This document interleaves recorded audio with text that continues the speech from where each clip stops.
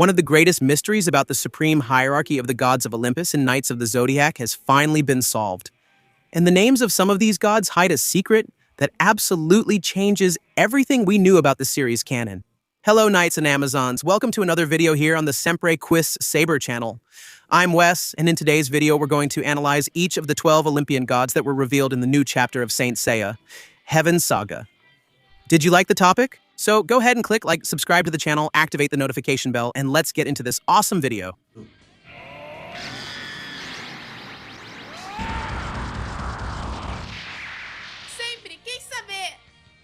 For those who aren't following the Heaven's Saga of Knights of the Zodiac, I'll quickly summarize what happened in the last chapter that was released. We see that Kera, the terrible goddess of fate and violent death, is in the middle of a ruthless attack against Athena.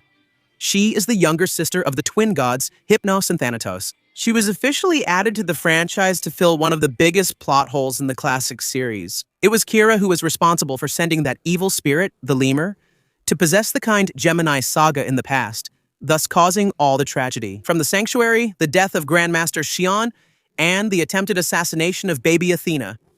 In other words, she is a high-level architect of chaos. At this moment in the story, Kera is about to deliver a fatal blow, but she abruptly stops her attack. She realizes that Saori Kido, Athena's reincarnation, appears not as the powerful goddess of war, but as a defenseless little girl. This regression of Saori is a crucial point in the current plot, showing the consequences of the Next Dimension Saga, where, after going back in time and tampering with the structure of the universe of Knights of the Zodiac, she was punished by Apollo, who erased her memories of Cosmo. At first, Kera hesitates, but Kera's evil side speaks louder. She quickly changes her mind and decides that this is the perfect opportunity to eliminate the biggest thorn in the underworld's side. She decides to kill her once and for all and moves against Athena again. And while Athena's life hangs by a thread, the story takes us to a completely different setting, following our dear Andromeda saint. Shun returns to the house of the mysterious elder who took him in at the village of Rodorio. The elder begins to explain about the plants and flowers that bloom in the fields of Elysium, which are around Rodorio. According to him, these are not ordinary flowers. They are extremely versatile and divine plants. They serve as precious dyes with colors impossible to find on Earth. They have healing properties capable of closing mortal wounds and can even fight incoherent diseases. They are, in essence, a miracle. However, there is a dark and fundamental detail. Absolutely no one can pick these flowers without paying a terrible price. Only Shun is able to touch and pick them safely. As we know, Shun of Andromeda was born with what is considered the purest soul in the universe. Since the mythological era, the god of the underworld, Hades, has always chosen the human body with the purest and most immaculate soul on Earth to be his vessel during the Holy Wars. Shun carried Hades' pendant since he was a baby, which was actually a pentagram that connected him directly to the soul of the Emperor of the Underworld. Because he has a soul free from any malice, gratuitous violence, or sin, and because he was already marked by Hades' own cosmos, Shun's body and spirit move between the mundane and the divine. What is a curse for an ordinary human being, for Shun, is simply the nature of the environment to which he has already been intimately connected. This is where the Elder reveals a story directly connected to the Next Dimension Saga. He says that a little over 200 years ago, the legendary garden of the earthly Elysium was located on the outskirts of a human city called Firenze. The Elder recounts that one day, a young and talented painting student, who always visited the place in search of perfect pigments for his canvases, mysteriously disappeared. This young student is none other than Elon, the host of Hades in the Holy War of the 18th century. Elon was a pure-hearted boy, best friend of Tenma of Pegasus and Sasha, the Athena of that era. He spent his days trying to find unique paints made from plants and flowers to use in his paintings. Elon's disappearance marks exactly the moment when the soul of Hades awakened in his body, corrupting the young man's purity and starting the bloody Holy War of the past. After the disappearance of this young painter, tragedy befell the place, as if the land itself felt the corruption of the god of the dead, or the withdrawal of divine grace. The flowers withered, the soil dried up, and what was once a paradise turned into a lifeless, arid desert. The legend goes on to say that in the midst of that deadly desert, a single young woman had the courage to pick the last flower that remained from that stricken land. The wind, guided perhaps by fate or by the will of Athena, carried the seeds of that flower, crossing mountains and oceans, until they reached the village of Rodorio. The village of Rodorio is a very important place in the universe of Saint Seiya. It is the small village located just below Athena's sanctuary in Greece. That's where the gold saints usually go when they need to interact with ordinary people. It was there that Saga, Seiya's sister, stayed when she lost her memories. Over 200 years under the invisible protection of the sanctuary and bathed by the residual cosmos that emanated from the 12 houses, these seeds sprouted and recreated the current garden of the earthly Elysium. However, the beauty of this new flower field hit a deadly trap. The elder says that all the ordinary residents who tried to pick the flower instantly contracted a terrible disease and died shortly after. This made the people of Rodorio start to fear the place, creating legends that the field was the target of a divine curse.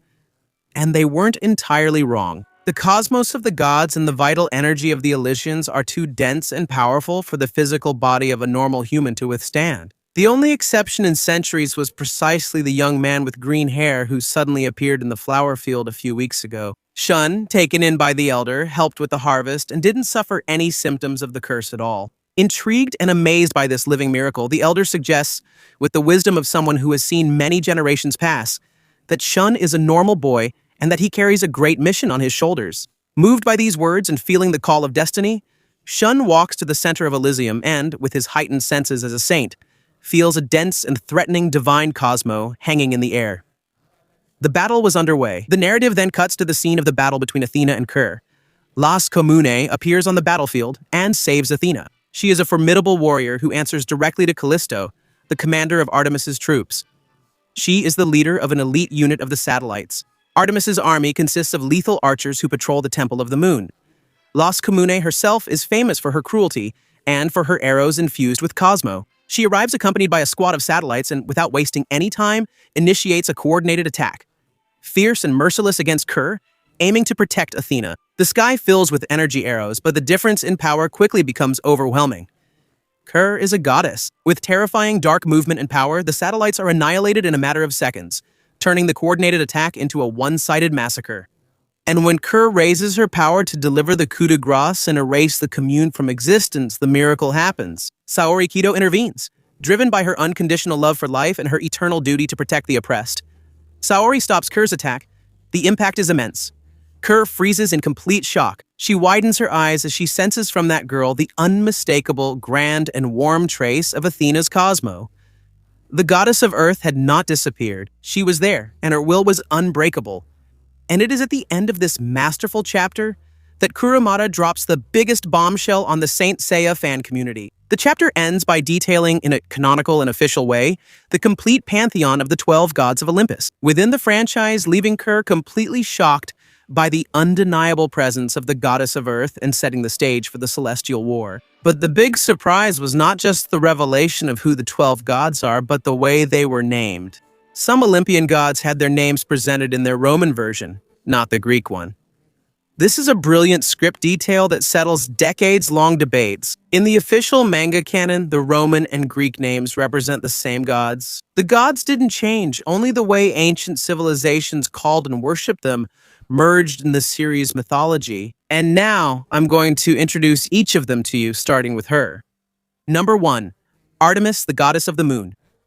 Athena's older sister Artemis has already caused a lot of trouble in Next Dimension, showing herself to be a strict goddess who doesn't tolerate Saori's transgressions in favor of humans. But even so, Artemis cares about Athena and sends her satellites to protect her. She rules the Temple of the Moon and commands satellites. Her Cosmo is as pure as the moonlight. Number 2. Apollo, the god of the sun. Athena's brother, we've already had a glimpse of the terror that is Apollo in the Next Dimension saga. Apollo is the personification of divine judgment. He doesn't hate humans, he simply considers them beings who have no right to challenge the heavens. The power of the sun in Knights of the Zodiac is often described as the most powerful energy in the universe, rivaling the Big Bang. Apollo was able to erase the memories of Athena, Seiya, and the other Bronze Knights. Number 3. Venus, the goddess of beauty. Here we have the first Roman name. Instead of Aphrodite, Kurumada chose the name Venus. Interestingly, we already have a gold knight of Pisces named Aphrodite. Using the name Venus for the goddess in the main pantheon avoids literary confusion and shows that the goddess of love and beauty transcends Greek myth. Number 4, Bacchus, the god of wine. But the Roman name Bacchus or Dionysus in Greece Many might find it strange that the god of wine is a threat, but in mythology, he is the god of madness, ecstasy, mental chaos, and wild parties. A god capable of manipulating the mind, inducing madness in his enemies, and distorting reality could be one of the most dangerous opponents the sanctuary has ever faced. Number 5. Zeus, supreme god. The king of Olympus, the lord of lightning, the one who entrusted the earth to Athena's care and disappeared into the sky. The whereabouts of Zeus and the appearance of his Kamui are the greatest secrets in the entire Saint Seiya franchise. Knowing that he is officially included in this list of the Heaven Saga indicates that the king's return is imminent. Number 6. Juno, supreme goddess. The queen of the gods and wife of Zeus, once again with the Roman name. Juno in mythology is the goddess of marriage, but she is also famous for her relentless fury, her cosmic wrath, and her vengeance against anyone who crosses her path. If she decides that Athena has dishonored the Olympian family, Juno's wrath will be worse than Hades. Number 7. Hermes, god of messages and strategies. The messenger of the gods, the god of speed, travel, and cunning. Imagine a god whose speed surpasses by thousands of times the speed of light achieved by the gold saints. Facing Hermes head-on would be an absurd challenge for warriors like Seiya or even Shun himself. Number 8. Vulcan, god of fire and forge. The divine blacksmith Hephaestus was called by his Roman name, Vulcan. This is a fundamental character for the lore of the series, as he is the god responsible for creating the divine weapons, the metallic miracles. And possibly he was the inspiration or the original master creator of the concept of the Kamui, which inspired Athena and the Lemurians to create the armors. Number 9. Ares, the god of war.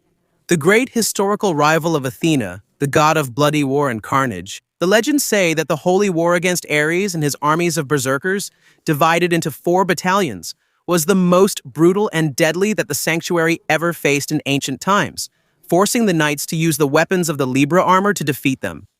Number 10. Poseidon, the god of the seas.